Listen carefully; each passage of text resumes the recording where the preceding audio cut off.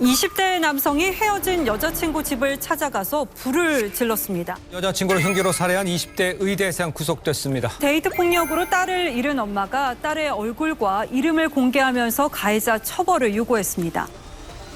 결코 용서할 수도 용서해서도 안 될 범죄 데이트 폭력. 하지만 최근 급속도로 늘어나고 있어 그 심각성을 인식하지 않을 수가 없는데요.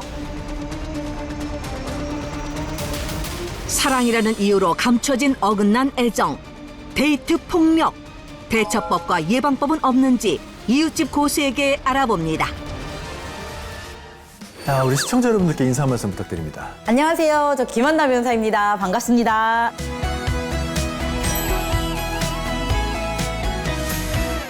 자, 오늘은 근데 이제 특별히 데이트 폭력에 관한 얘기를 해주신다고 하셨는데 그 데이트 폭력이라 하면 도대체 어디까지가 데이트 폭력인지 그 유형이랑 범위를 어떻게 정의하나요? 저는 그냥 한 5가지로 나눠서 한번 설명드려 볼게요. 네네. 먼저 신체적으로 상대방을 때리거나 구타하거나 밀치거나 이런 신체적 학대를 하는 신체적 폭력. 그리고 상대방이 모욕을 하거나 협박 또는 고립시켜서 정서적 압박을 가하는 심리적 폭력이 있고요. 그리고 동의 없이 강제로 성적 행위를 강요하거나 상대방의 성적 자율권을 침해하는 성적 폭력이 있습니다. 그리고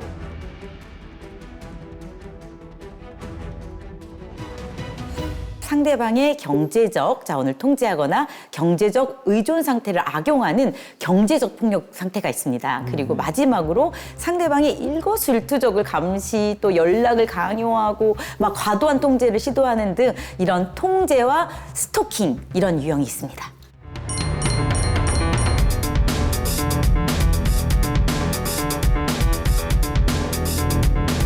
하나하나 들어보니까 다 나쁜 행위네요, 정말로. 그러니까요. 네. 그런데 이제 그 피해 기사를 보면 대체로 이제 피해자들이 여성인 경우가 많은 것 같은데 특별한 이유가 있을까요? 물론 남자도 피해자는 될 수 있어요. 그렇죠. 그렇지만 네. 통계적으로는 피해자가 대부분 여성으로 나타나는데요. 2016년 경찰청 통계에 따르면요. 데이트 폭력 사건의 입건 사례 중 여성의 피해자가 92%나 돼요. 거의 다네요. 네, 남성 피해자는 그냥 8% 정도로 나타나고 있고요. 이런 현상은 저는 한 3가지 요인으로 한번 나눠서 설명 한번 드려보고 싶은데 네. 사회적 구조, 그리고 성별 권력이 불균형하기 때문에 일어나는 경우가 많아요.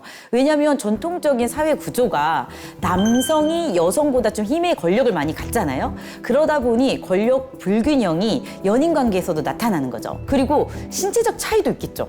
일반적으로 남성이 여성보다 좀 신체적으로 힘이 세잖아요. 그렇죠. 그러다 보니까 폭력 실행이나 그 피해는 여성에게 좀 두드러지는 경우가 나타나고요. 또 마지막으로 저는 사회적 인식이나 문화적 요인들을 좀 꼽고 싶어요. 가부장적인 문화 또는 단순한 그냥 연인 간의 다툼으로 보는 또 이런 사회적 분위기, 이런 문화.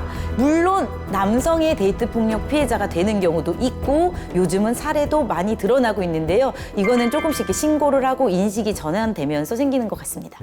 가부장적인 문화 또는 단순한 그냥 연인 간의 다툼으로 보는 또 이런 사회적 분위기, 이런 문화. 물론 남성의 데이트 폭력 피해자가 되는 경우도 있고 요즘은 사례도 많이 드러나고 있는데요. 이거는 조금씩 이렇게 신고를 하고 인식이 전환되면서 생기는 것 같습니다. 연령대는 어떻습니까? 이런 범죄 유형이 발생하는 연령대. 연령대는 정말 다양하죠. 다양한 층에 나타나는데요. 최근에는 20대나 30대 젊은 층에서 빈번하게 보고되는 경향이 많습니다. 제가 한번 설명드리면요. 20, 30대 데이트 폭력이 가장 많이 드러나는 이유 중에 하나는 이제 신체적으로도 왕성하고 성적으로도 왕성하니까 신체적 폭력, 성적 폭력, 아까 말씀드렸던 것 같이 경제적 폭력도 같이 일어나고요.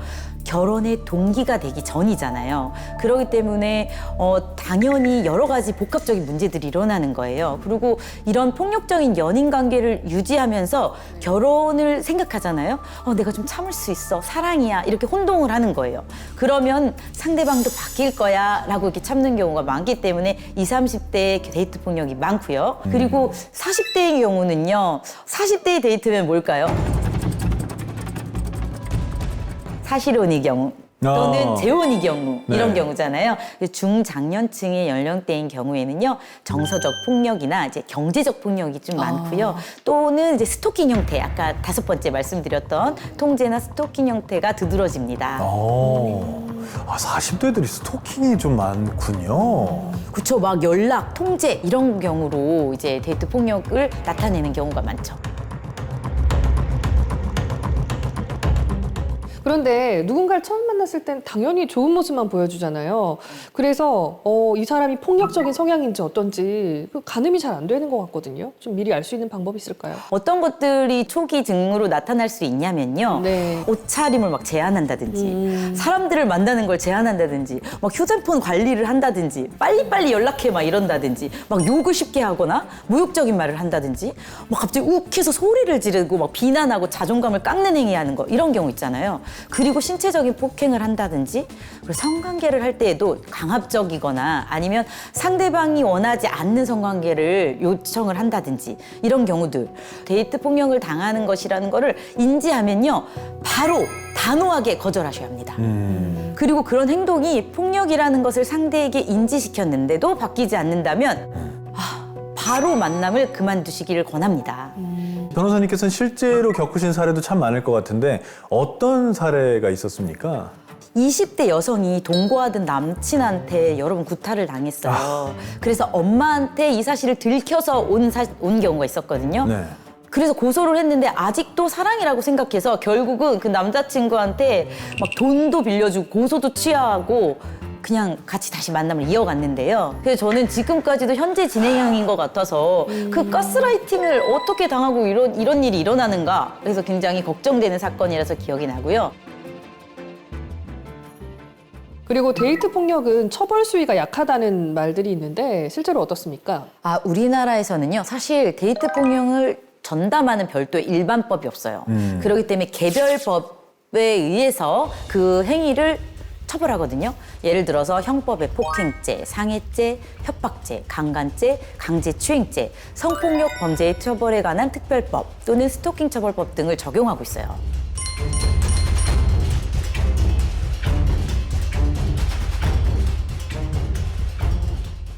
그리고 성특법상 강간의 형량은 좀 더 가중되겠죠. 그리고 의사에 반해서 카메라 등을 이용한 성적 수치심을 유발하는 촬영이 있는 경우에는 7년 이하의 징역 또는 5천만 원 이하의 벌금에 처해집니다.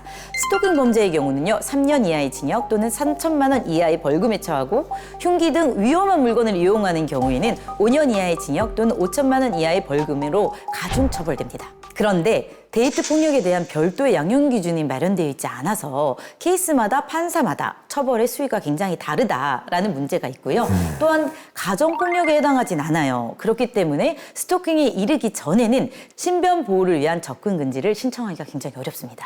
이게 저는 가장 큰 문제라고 생각을 하거든요. 네. 그렇다면 데이트를 통해서 문제가 생겼을 때 폭력으로 아니면 심각한 상해나 아니면 범죄 행위에 이뤄서 살인 이런 경우에 이르기 전까지는 어떻게 거리를 둘 수 있느냐, 이런 어려움이 있다. 그리고요, 가정폭력과 비슷하게 데이트 폭력은요, 은밀하게 일어나는 경우가 많아요. 그럼 어떠죠? 증거 수집이 어렵겠죠. 예. 그리고 복잡한 이해관계, 감정관계가 실제 피해보다도 입증이 굉장히 어려워. 네네. 그렇기 때문에 솜방방이 처벌이 되는 경우가 많습니다. 그래서 결국 사망에 이르거나 상해, 정신적 트라우마를 주는 회복하기 어려운 손해를 입게 될 때까지 이르는 경우가 있어서 정말 안타까운 것 같습니다. 그러니까 뭐든 증거 수집이 정말 중요하네요. 맞습니다. 잘 확보를 해야 될 것 같습니다. 그리고 이제 가해자의 경우 심신미약을 주장하는 경우도 있는데 이게 어떻게 또 판결에 적용이 되나요? 우리나라 형법 10조 1항은요, 심신장애로 인하여 사물을 분별할 능력이 없거나 의사를 결정할 능력이 없는 자의 행위는 벌하지 아니한다고 명시하고 있거든요. 그리고 2항은 심신장애로 인하여 사물의 분별할 능력이 없거나 의사를 결정할 능력이 미약한 자의 행위는 형을 감경할 수 있다라고 하여서 심신미약 감형을 주장할 수 있습니다. 그래서 악용하는 경우가 많지 않습니까? 맞습니다. 예, 예, 예. 그런데요, 예. 심신미약을 한다는 것은요, 네네. 실제 심신미약을 인정할 수 있는 사실이 입증되어야 되는 것이지 무조건 주장을 한다고 되는 것은 아닙니다. 최근에 있었던 화성 오피스텔 사건 아시나요? 지난달 헤어지지 않은 여자친구를 살해하고 피해자 어머니까지 해치려고 한 사건이 벌어졌었는데요.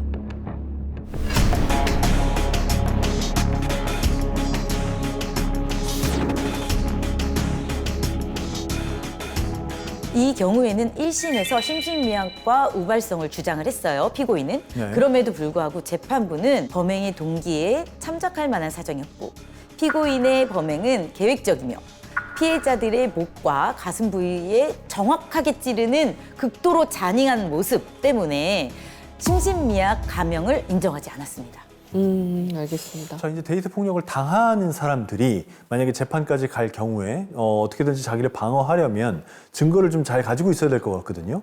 어떤 식으로 증거를 말하자면 수집하든지 보존하든지 해야 되나요? 네, 맞습니다. 가장 중요한 것은요, 증거 수집입니다. 저는 먼저 상처를 받았거나 폭력을 당했을 경우에는 그 멍자국, 이런 사진들을 꼭 찍어서 기록해라고 말씀드리면 좋겠고요. 그리고 만일 폭행 당시에 혹시 가능하다면 녹음 같은 거 하시면 되게 좋겠죠. 그리고 내가 비록 녹음을 못했더라도 주변에 CCTV가 있다면 CCTV 영상 바로 확보하시면 좋고요. 네. 그리고 자기가 당한 일을 사실관계를 정확하게 시간, 장소를 기재해서 적어놓는 것 또한 굉장히 중요한 증거가 될 수 있다는 거 잊지 말아주십시오. 알겠습니다. 그리고 무엇보다 중요한 게 사실 이런 일이 없어야 되잖아요. 네. 좀 특별한 예방법이라고 할 수 있는 게 있을지. 미리 데이트 폭력의 경계 신호를 인지하는 게 중요하겠죠. 굉장히 모욕적이거나 상대방의 자존감을 깎아내리거나 그리고 뭔가 옥죄인단 말이죠. 이런 경우에는 믿을 만한 가족, 친구들에게 상황을 공유하고 경찰이나 전문기관에 미리 신고할 수 있도록 준비하시는 게 중요합니다. 왜냐하면 사고가 이미 발생해서 내가 상해를 입거나 트라우마 받고 아니면 죽기까지 되는 이런 일이, 이런 범죄 상황이 되기 전에 구조를 받는 것이 더 중요하다고 생각합니다. 다음으로 데이트 폭력을 개인적 사건으로 치부하는 것을 넘어서 사회적 예방이 필요하다고 저는 생각해요. 학교 및 직장에서 데이트 폭력에 대한 교육, 건강한 관계가 무엇인지 경계 설정에 대한 교육을 반드시 받아야 된다고 생각합니다. 법도 제정하여 데이트 폭력은 사회적 범죄임을 알려야 합니다.